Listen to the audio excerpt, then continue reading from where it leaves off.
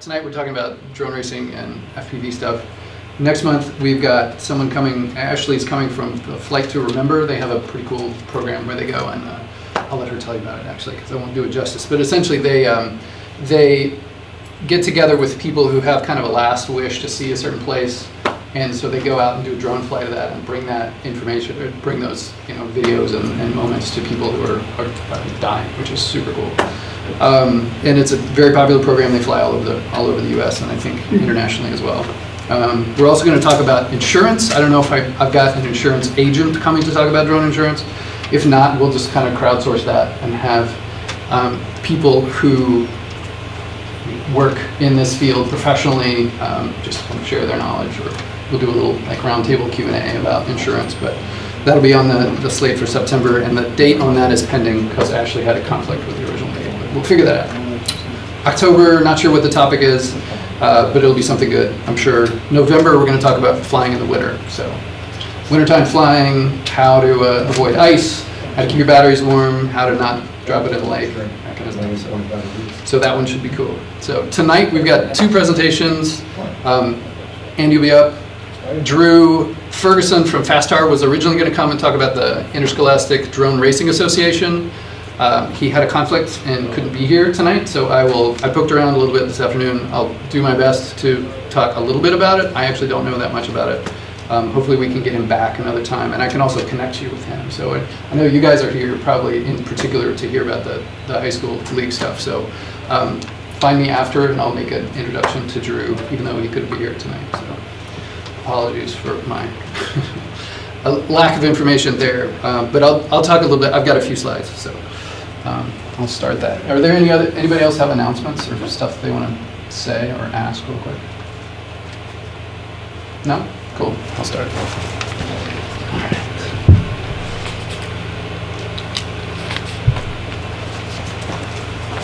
Am I slapping my leg? I'm not slapping my leg. I had this nervous tick. All right.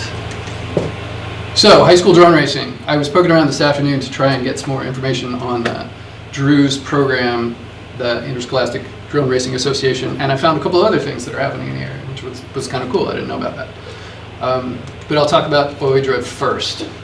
So this was the first drone racing association, this is from their website, to bring competitive drone racing to Northeast Ohio schools. And so FastStar is kind of the parent organization of this. FastStar runs Davis Maritime High School. Does anybody know the full name? Davis Aviation Maritime Academy. Davis Aviation Maritime Academy. So their school has a league, and they got together with, I think, 2 other schools in 2018, early 2019, had kind of a flight program, and currently that's still in the works. I think they had a change in leadership. So the last event that I know about that they did in January, they had a social event and demo where some people showed off their equipment, and they had other people from potential schools come in.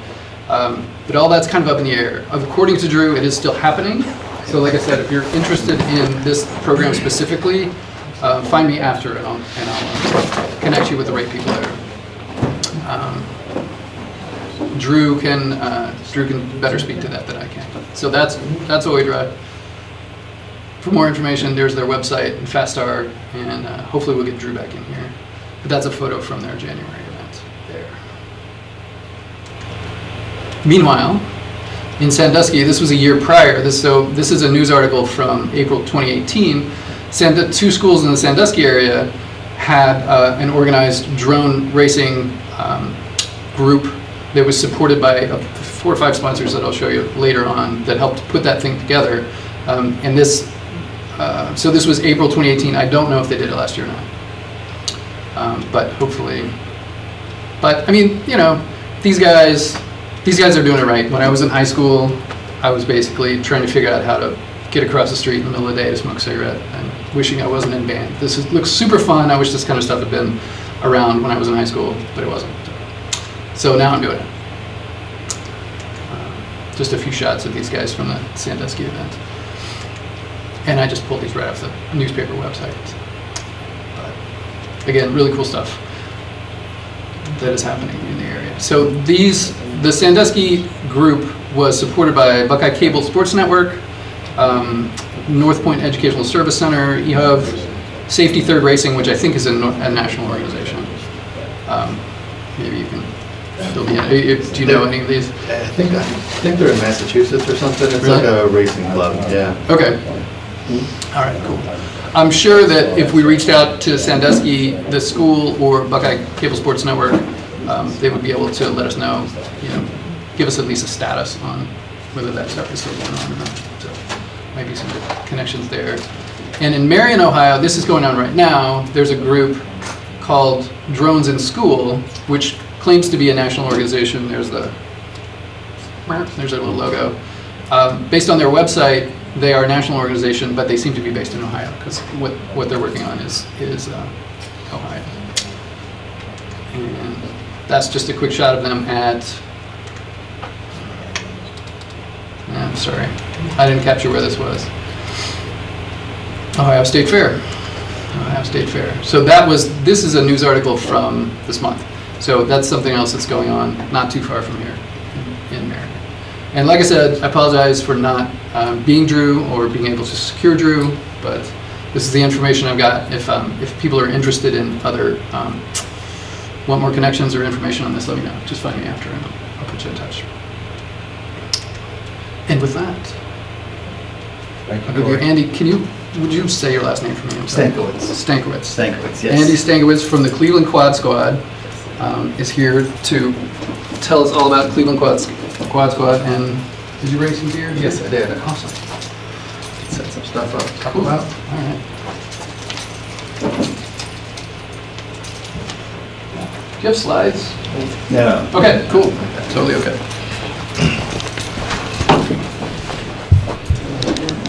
Just brought a little bit of everything to talk about, what we do. As you said, it's Andy Stankiewicz. My call sign is Drew Racer. Race with Cleveland Quad Squad. I race a little bit with Jakai. Am I saying that right, Jakai? Mm-hmm. I've heard it said both ways, and I don't want to be right. Okay.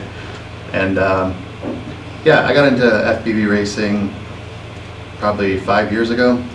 I started off with the aerial photography stuff too. I had a Blade 350 QX, which was fun until it flew away. But I saw a video in, I think it was like 2014 or something, of these guys in France that strapped cameras under their quadcopters and they're racing through the woods. It looked like Star Wars pod racing, And that really piqued my interest. I was like, I come from a racing background too. I used to race shifter carts and dirt bikes and stuff like that, but getting older, I can't afford to break bones like that anymore, so you kind of get the thrill of racing without, the injury aspect. So that's really what piqued my interest. But it's been really amazing to see how it's grown, the people I've met, the places I've went, to see how the tech is growing so fast. The code for the flight controllers is all, most of it's open source. Beta Flight would be an open source one where it's a community driven project where, guys from all around the world are contributing to it to make it better and better and better, and it's surpassed, in my opinion, it's surpassed some of the closed source firmware, But yeah, we wear these FPV goggles. They're basically just little screens inside here that you move left and right so you can get your IPD right, because everybody's eye spacing is different. And we feel like we're in the cockpit. I'm sure you guys have seen us goofy guys wearing goggles around. There's all kinds of different sizes and classes. For anybody who's interested in getting into FPV racing, I'd recommend starting with the Tiny Whoop. It's one cell, brushed, cheap to get into, easy to learn. You can crash it over and over again, it doesn't break. No damage from running into walls or anything. So that's the Tiny Whoop. And my friends tease me, but I like micro quadcopters. I like these really little tiny 2 or 3S quadcopters that you could fly like a big performance quadcopter, but it's less noise, it's less liability, less money to repair, and it feels like here. So these are called toothpick quads, basically because they're just skinny little arms. Then this is a micro class quadcopter. It has 2.5-inch propellers. We race this all winter long in a warehouse. They're really fun. You get the same maneuverability as a big 5-inch quadcopter outside, but again, lower cost, lower entry, and then you move up into 3-inch category, which is somewhere in between. And then this is primarily what my team and my friends race all over the country. It's a 5-inch quadcopter, 5-inch propellers. Pretty much build your own. There are some really good bind and fly models now, whereas a couple years ago, the bind and fly models that you'd buy were kind of subpar to what you could build yourself. Nowadays, for $250, you could buy one of these that are, you know, almost as good as something you could build yourself.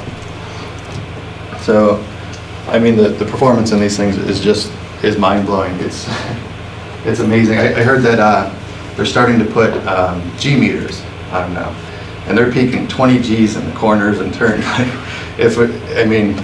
That would black out a pilot instantly without a G suit. You know, I mean, the maneuverability, the speeds they do, well over 100 miles an hour, and can react on a dime. Yeah, it's really amazing. Can I interrupt with those? Sure. Questions? Yeah. You said bind and fly earlier. What's that?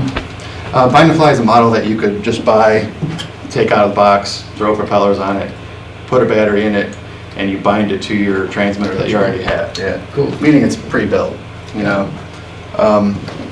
I enjoy the building, tuning, tweaking aspect. Yeah. So I like to build my own. But there are some really good options now. And as the technology has been getting more and more advanced, the prices have come down too. There's more competition of companies, you know, China and even American companies too, that have come into break into the market. It's really who hasn't wanted to fly? You know, I mean, as a kid, you want to be like Superman or anything. You feel, I mean, your brain does this weird thing when you're wearing the goggles and you're really into it.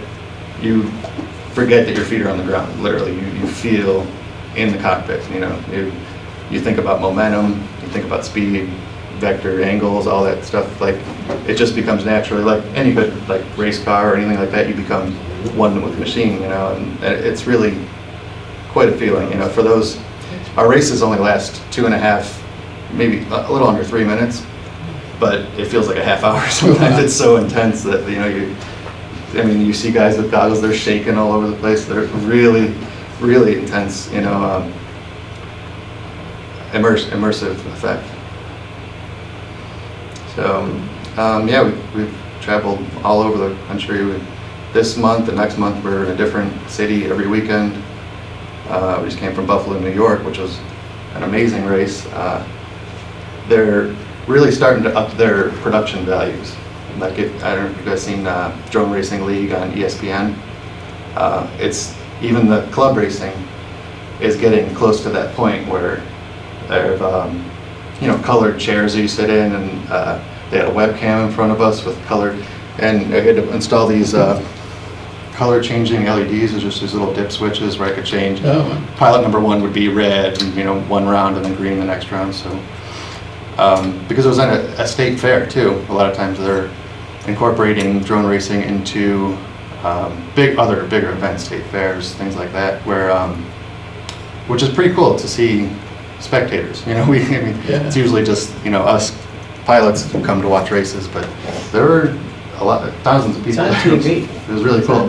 Yeah. Yeah, that's, you know, anybody that we talk to, what do you do? Racing? Have you ever seen DRL? And, oh yeah, I've seen that. Like, that's the common, you know, most people have seen that now. It's pretty cool. It's really getting, it's getting big, but it's not quite to the point yet where it's really spectator friendly. Like, even this race in Buffalo, you know, for us even, it gets a little bit boring to watch, you know, 2 minutes of hardcore racing like that, and then it's 15, 20 minutes of downtime where people are just twiddling their thumbs. So I think the way it's going to go in the future is team racing, where we've done a couple of them, but one pilot takes off, flies his 2 minutes, lands, shuts his video transmitter off on a switch, and then the next guy takes off and goes. So it'll constantly moving quadcopter. So I think that's going to be the way to make it more spectator friendly. Are those GPS or are they not GPS? No, these are no GPS, no accelerometer or anything. It's full. So that's why you can fly them indoors. Pretty much. Yeah. There's no GPS or anything like that. Yeah. This one right here, the Tiny Whoops have an accelerometer where they will come back to level if you want to fly in that mode. For indoors, we fly with level mode like that because it's just, you know, easier to maneuver fast. But all these other models don't have any stabilization or anything. It's just full acro rate mode. If you push, it'll go 100 miles an hour. Oh yeah. Oh, geez, I couldn't imagine. Yeah, it's wild. I mean, I've seen that thing you're talking about in the woods where they're going through. Yeah, the woods. yeah. Those look something like Star Right. Trek or whatever. I mean, And- Star Wars. you know, I'm sure you guys know too, the brushless motor technology has gotten so much more advanced. The power that these things, this is probably a 12 or 13 to 1 power to weight ratio. If you hear these things ripping around a corner, it's just violent sounding. Like they move a lot of air. Like it's unreal how It's basically like an F1 car. it is. It's an F1 car for the air. Yeah, exactly. So. Do you usually race in a dedicated space, or do you have like some kit that you bring around and like, kind of set up a new location? Mostly, you know, with the club, they'll have we race under multi-GP rules, which is kind of like our grassroots racing organization where they come up with a set of rules. We fly through 5 foot wide by 5 foot tall fabric gates, you know, steel poles and fabric gates. So that's, you know, our specific gate size, and then it's up to the club or whoever how to arrange them and make. They're making all kinds of weird technical, you know, swoops and towers that we dive down, and it's getting more and more complex with the obstacles. But under that too, the multi-GP has predetermined courses, which is pretty cool. This race that we're holding this weekend, Saturday, in Willoughby, is it's called a global qualifier course. It's a predetermined gate set Apparently. in. I didn't hear a thing. Did I say okay Google or anything? That's the announcement. But it's a predetermined course where you have to actually survey out. The gates have to be exactly in one spot, and everybody around the whole world races the same course. That way you get to compare your lap times with people on the West Coast, people in China, all around the world. You get to, you know, race people, and then the top 100 of that are going to move to pro class finals in Florida in November, and then 100 to 200. 100 to 300 will be sport class, which is kind of like a intermediate class of guys who can't really race with the top 100 pros in the world. And it's amazing the progression from year to year, how much faster people are getting. They dedicate, you know, lots and lots of practice and time to it, and it's really impressive. But I'm more of a casual, do it for fun, you know, kind of guy. So I'm still trying to get into sports class. I'm not even qualified for sports class, but hopefully Saturday will be looking good. Can you talk a little bit about the Quad Squad and what you guys do and get involved? Cleveland Quad Squad just started. A couple of my friends just wanted someone to fly with and just wanted to share, you know, the sport with, and it's slowly grown. There's hardcore 6 or 7 of us now that go to every event. We, you know, travel together, and we're really big on what we try to do. A lot of these teams get so competitive and egotistical, and, you know, we try to help the little guys get into it and the younger guys. And what's really cool is you go to these events where this race last weekend in Buffalo, there were $10,000 in prizes on the line. And, you know, if someone's quad doesn't start up, and if you don't, let's say you need a motor or something like that, there's a group of 5, 6, 7 guys, oh, here, take this, take this. You know, the national champion, Evan Turner, was giving his quad to people to fly. Like, well, the pros bring 6 or 7 or a stack of 8 of these into a race. I have 2. I have twins that I could usually repair between rounds, but you know, the pros bring a whole stack. If they break one little thing on it, they just throw it in the trailer and get another quad out. You know? They're really well prepared.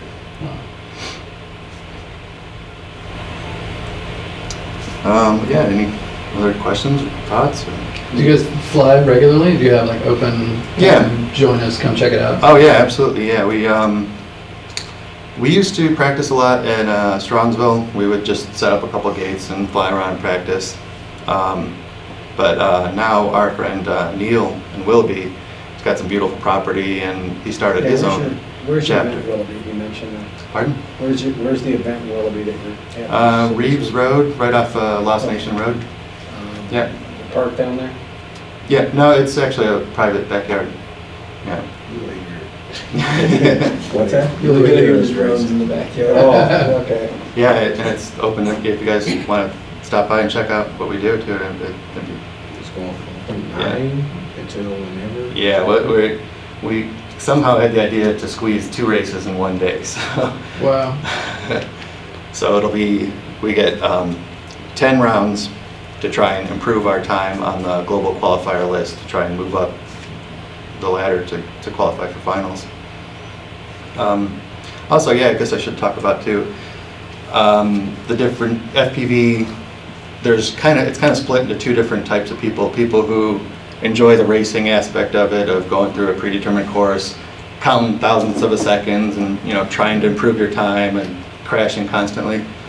And then there's another group of people called, you know, that just like to freestyle. They put a GoPro on their quad and they go up and dive down trees and buildings and do flippy flops and all kinds of weird technical moves, which is really cool and impressive too. I do a little bit of, I probably do 80% racing, but it's a nice escape to be able to get out and fly freestyle. Yeah. It's just, you know, for the freedom of being able to go and do what you want in the sky. It's something that the human brain doesn't really grasp until you can go anywhere and do anything. It's like, it's almost overwhelming. I'm not a very good freestyle pilot because I'm not creative enough to think of, oh, let's go down here and make this curve and throw a flip in there. I like the predetermined course of racing myself and trying to get a better lap time. Yeah.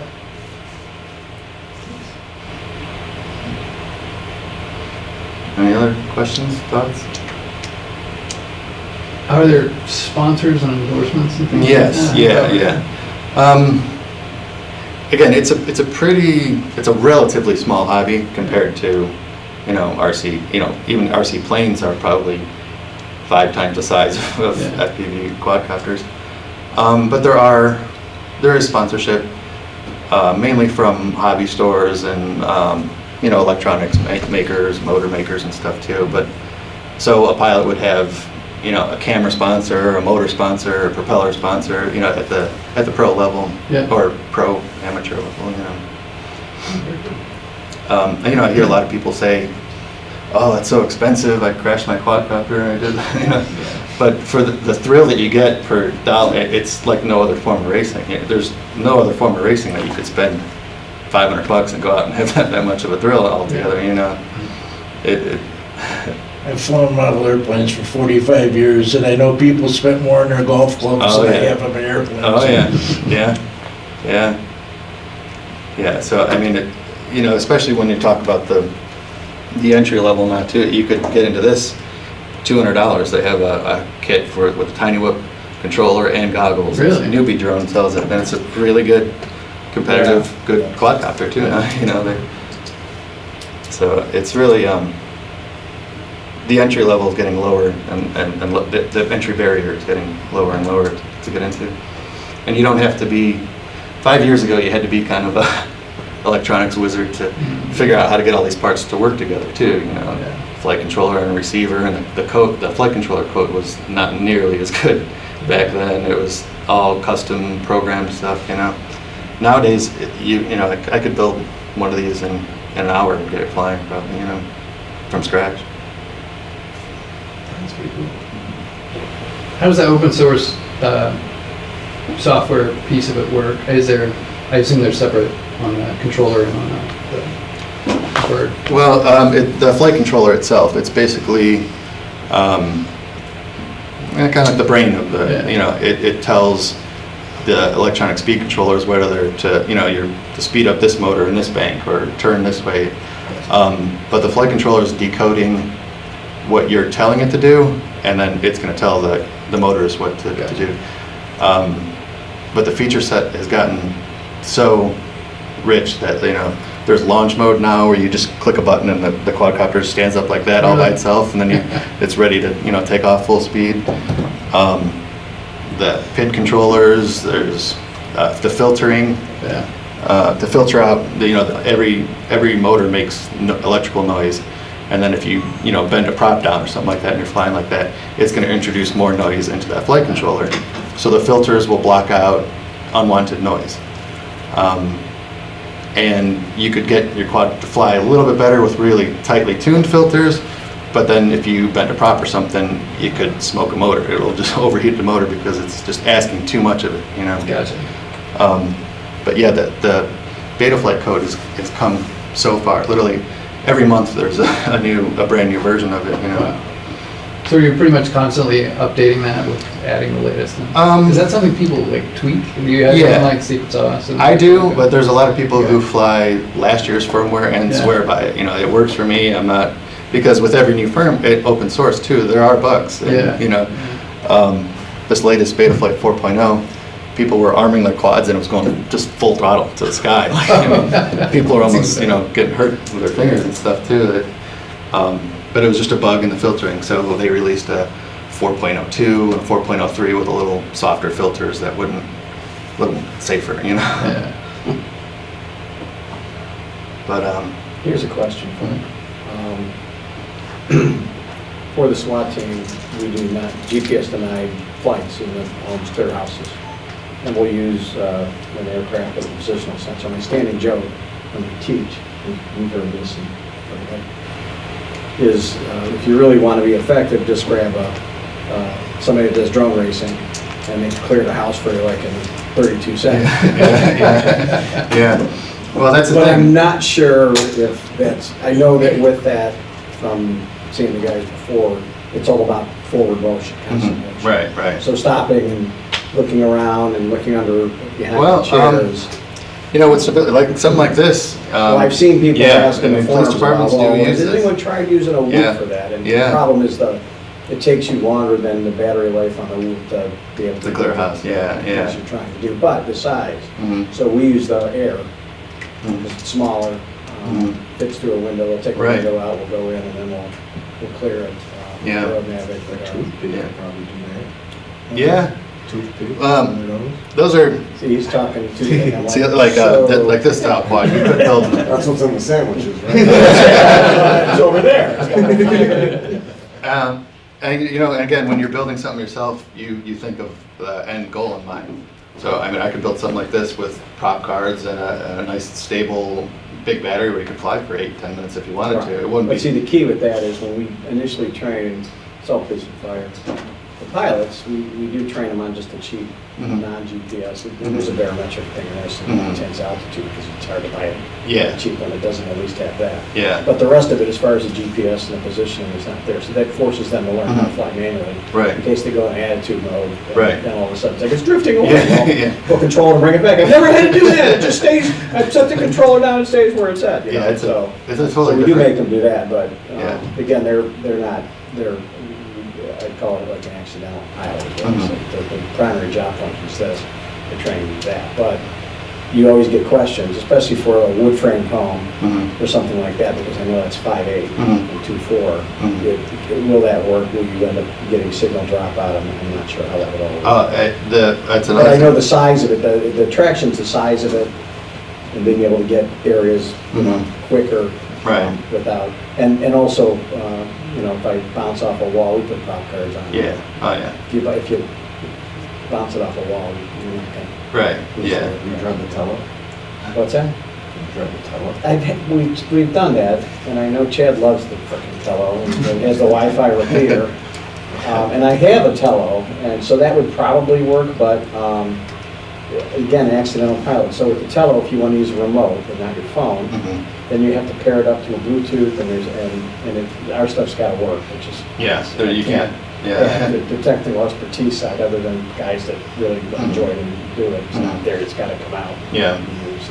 Yeah, But the inexpensive, so it's always like, well, what if you fly it in there? That's just why we use the air and the Spark. right, yeah, The Spark 2 is cheap, yeah, and the bad guy's in there. Yeah. He gets mad, he hits it with the bat. yeah. It's disposable. Well, A, I know he's in there, or there's a Right. police officer. It already Which is really what we're trying to do. It already did its job. yeah. B, we got a nice cool video of him, it'll probably go viral. Yeah. And C, it's, at the end of the day, it's $400, so we haven't lost an Enterprise Mavic at, $3,500 Right. at a thermal. Yeah, yeah, So, but I look and I go, man,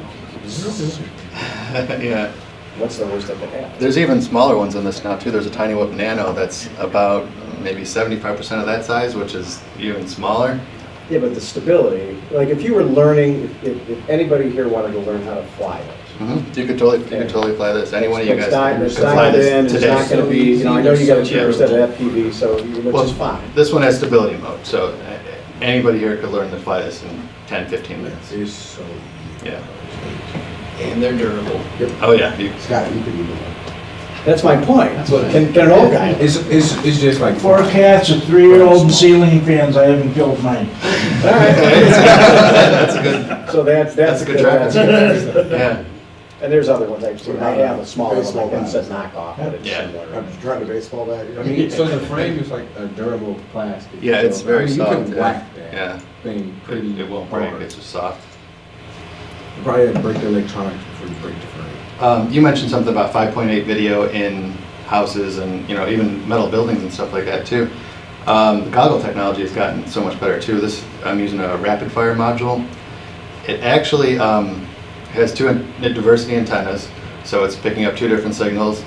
The newest modules actually blend them together, like Wow. they overlay them, so there's no more static. Yeah, There's no more redundancy. multipathing of flashing lights and black screens and stuff like that. It actually meshes them together and makes one solid image. So we raced in a concrete and steel warehouse all winter long too. And a couple years ago, before this, it was Yeah, not but even are enjoyable. you putting the concrete and steel Oh, yeah. on the other side of your aircraft? Yeah, directly in between. Yeah. Okay, Yeah. that's, because I know, warehouse, okay, you're there, so it's pretty. Oh much yeah. No, LOS. there's two separate buildings. Yeah. Two. Yeah. Oh, okay. Yeah, with a concrete wall in the middle. Like It it's. would have been helpful with, we used to set up the thermal, we use the flare, Mhm. and then we would mount it on a GoPro, mount on the bottom, Mhm. and then 5-8 it back down, so you'd have your primary controller, your screen, and then you'd have a secondary screen that would pick up the 5-8. Right. You always had a lot of. Yeah, flashing, Yeah, white gosh, flashes, yeah. rolling You couldn't- You status. just had no range. Right. The problem is you had no range. So if you're doing a surge, Right. you're going a quarter mile down range, a mile down range. Pointless. Yeah. Yeah. I have a 1/4-mile building if you want to test it. Yeah, I'm sorry. I manage a warehouse that's 1,200,000 roof, so I do have a 1/4-mile building if you ever would have. Oh, gotcha. I'll take his word for it. 1/4-mile big steel building. I just wanted to test out my whole theory when I'm teaching, where I say, listen. Right. if- Yeah. If the police officer or firefighter, just my joke was the 19-year-old kid. Mhm. Yeah, Find. Right. Not damn close enough. 20-year-old kid. That drone race is gonna be like, yeah, dude, no problem. Right. Right. No, he ain't in there, That's good. Or he is, and he's really, really mad. Yeah, I think they'd get more annoyed by the sound of it.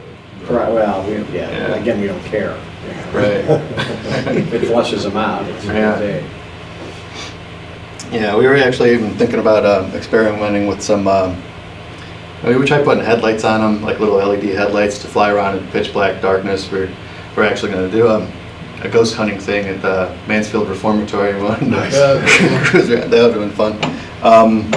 But now they have really low light sensitivity cameras where, if there's a candle in the room, it almost makes the whole room like a daylight, But without having FLIR or something like that, has to have some light source, you know. FLIR will see in the dark, correct? I mean, Are they doing anything with IR? Yeah, get an IR, LED That's on. heavy, Yeah. though. that would be a Battery, good Is idea. it? Well, that's Yeah. my point. It's heavy, it's I don't know the size. battery. You know, 'cause Yeah. they make you little LED lights, so it'll illuminate, Mhm. but you have to have An IR sensitive sensor camera. on your camera. Yeah. Right. And those can't be. Well, I told you my joke with experimenting with my IR strobe. I was all excited to try Yeah. it and realized I didn't have the. Is it on or is it off? I don't know. It's terrible. So close. It seemed like a good idea. I still Step have one it. and step I still three. have it. It may still be on. I don't know. And is there anything that we, our drone group can do to help you? Like, are you guys looking for any connections, or I don't know? Got what you need? Yeah, no, I mean, like I always, that's pretty much why I'm here too. I love, meeting other drone nerds like you guys Yeah. and making, connections, and you never know. Like, I was excited to meet Drew. I'd like to, Yeah, sorry. check out his high school races. I think I might have met him actually, because Okay. my friend Scott and I actually did a presentation at that Davis Maritime School. Is he from there? Yeah. Yeah, Okay, yeah, that's that's, probably that's, met him, that's it. yeah. Those kids, I mean, it was amazing how quick they pick up. They're on it. Yeah, they really, A lot of really high are schools bright. picking up. A lot of high schools are integrating Mhm. UAS programs. Mhm. And will be. Mhm. Is that right? I work for the city. I'll be Okay. in charge of it. So it's the same building. Mhm. South, they saw us out back, he's testing something Mhm. for one of the aircraft.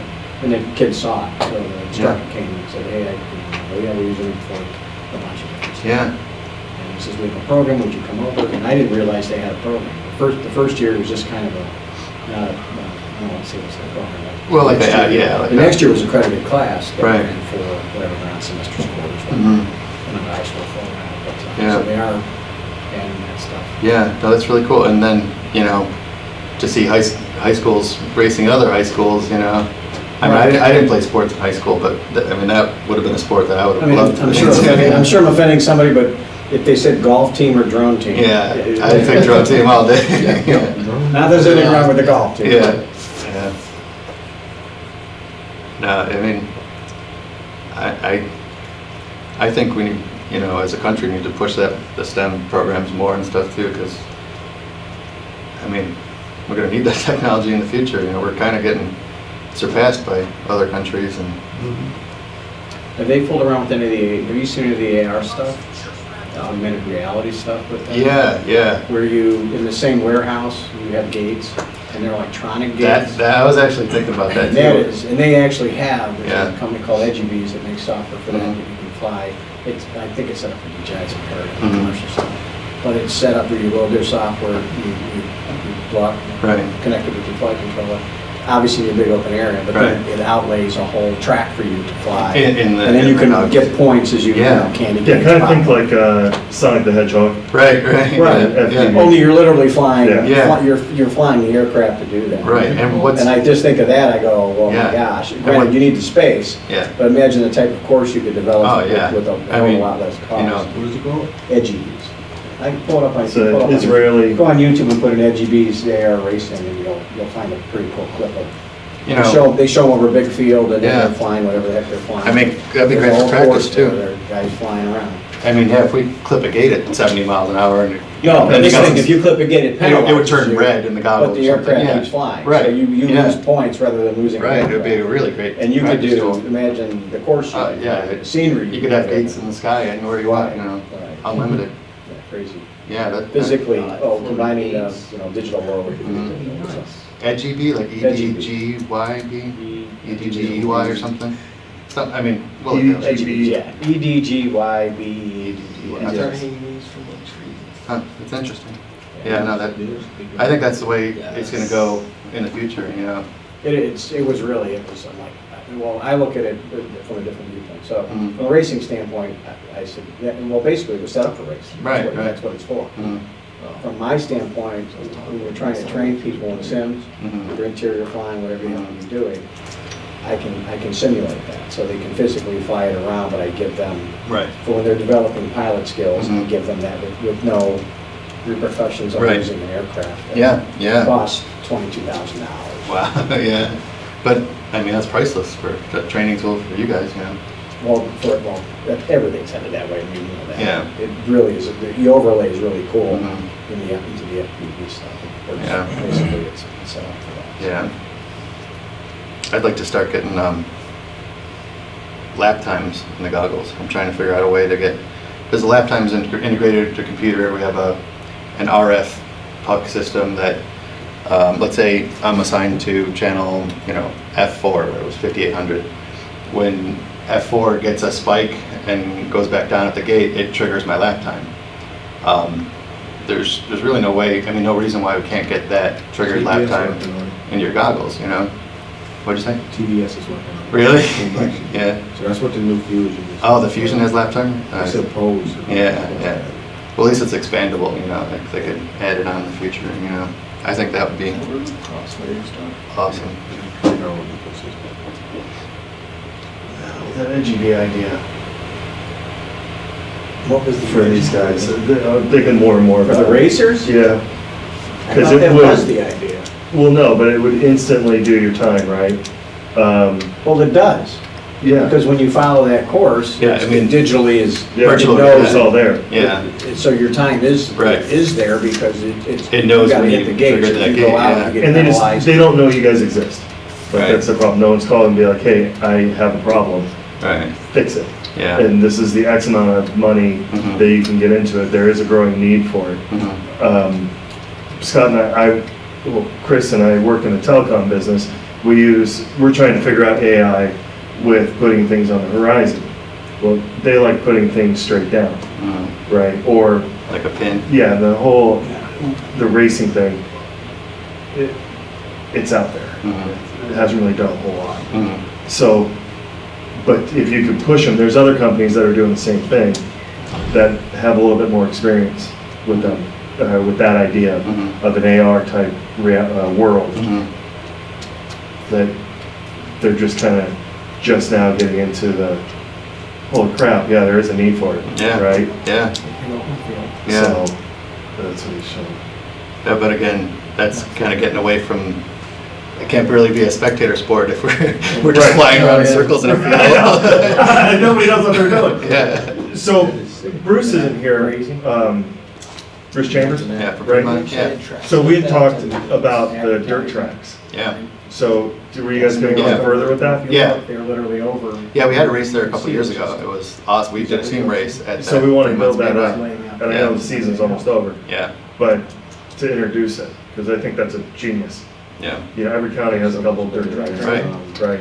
Even if it's just an exhibition race to Right. goof around, with our LED lit up quadcopters between our sprint car rounds or something, we could just throw a couple gates out on the track and rip around for the crowd, just something to watch, But, yeah, definitely. I'm not in charge of that project. Right. but, Who is Lonnie? Or? Lonnie, yeah, Lonnie's kind of dragging his feet with that too. I don't know why it's taking, but he got Detroit guys involved too. Like we wanted to make it a Midwest team race. Like we raced with guys from Detroit, Columbus, Cincinnati, Pittsburgh. We'd all have our own separate teams and we'd be able to race around this track, which would be awesome. But we're running out of time to get it planned, Right. But I think it'll just end up being some kind of exhibition race for something this year, and then next year we could really plan and get some Right. sponsors behind it, and And because the we would Fremont like- Speedway is all about it. Like they Yeah. want us there. We would love to be a part in whatever we can Yeah, do. absolutely. Contact wise, or even just helping you get it squared away. Yeah, On the business end of it. Well, that'd be great. in addition, we would love if you guys would let us start posting your race schedules and what you're doing. Oh, absolutely, yeah. We'd love to Yeah, interact and interface with you guys to get, absolutely. Some more our spectators. small Yeah. amount of poll that we have right now, we'd love to throw in and help you guys. Oh, that'd be great. Yeah, yeah, and you never know, how many new people you bring around to get hooked on it and get into it, and we see a lot of new people. I see more people join it than get frustrated and just leave within a week. It seems like when someone joins, they get hooked pretty hard. Yeah, of course. They want, yeah, And then once you do it. Yeah. you're like, all right, well, that was Try that for about a week. Want to get you guys. Yeah. Want to get you guys. I like batteries left more than 3 minutes, so, you know. Right. That's scary. We're both certified for 107. Well, That's why we get a bunch of batteries. 25 bucks with this thing. thanks for coming out and talking to us. Yeah. I mean, I really, do you mind? leaving No, your yeah, stuff please, out? yeah, I mean, come like, check them out, yeah, whatever you got any more questions, or check them out. Feel the weight of this thing, when this thing has a battery on it, I mean, you think about the safety of something like this going 100 miles an hour with the battery, it's kind of intense. But luckily, all the races that we've been to have been, I mean, we put up, 40-foot tall nets in New York, the last race we had. So the whole crowd was,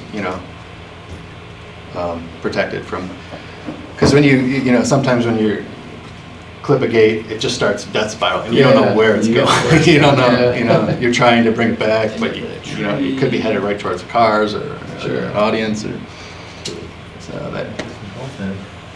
Yeah. Oh, man, I've never seen so much netting. I mean, each net probably weighs 300-400 pounds. I mean, they 40-foot tall by 200 feet long net. I mean, it took 3 hours to set up that netting. And they ended up racing until 1 a.m. in the morning in New York. I had to work this Monday, so that was fun. But yeah, I mean, it's really a great group of people too. Like, I mean, everybody I've met has been super helpful. Nobody's really like, even the pros. I hung out with Evan Turner and Alex Campbell, all the nationally ranked pros too, and they're just nicest, coolest guys. They love seeing their sport grow. You know what I mean? So they don't look down on you like, oh, you're just an amateur. You know what I mean? Like we're all in the same boat. You know what I mean? To see the sport grow. That's really good. Yeah. Cool. Well, thanks. Sure. Thank you.